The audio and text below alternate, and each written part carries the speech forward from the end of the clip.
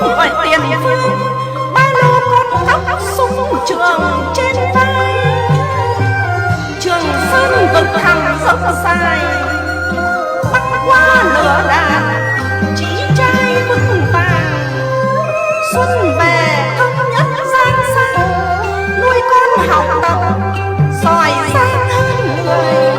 Về quê con mảnh đất trời, đền ơn tiên tổ muôn đời khắc ghi.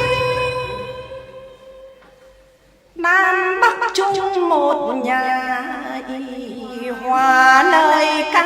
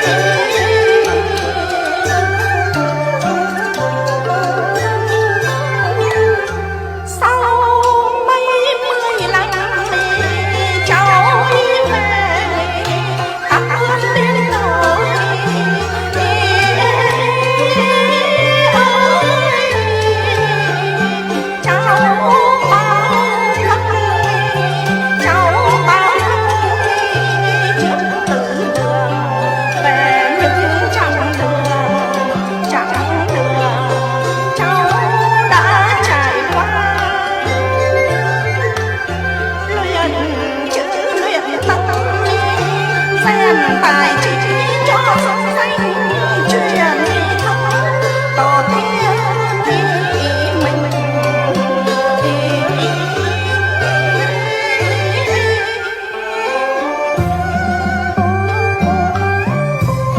Dân hương báo tổ anh linh, báo tin con cháu học hành siêng năng. Bàng vàng tiến sĩ ghi danh, dâng lên tiên tổ lòng thành kính dâng.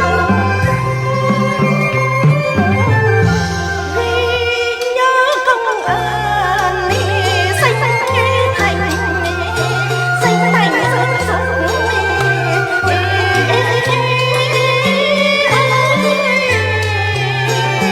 Bao tháng năm, bao tháng nhọc khi mùa đông về.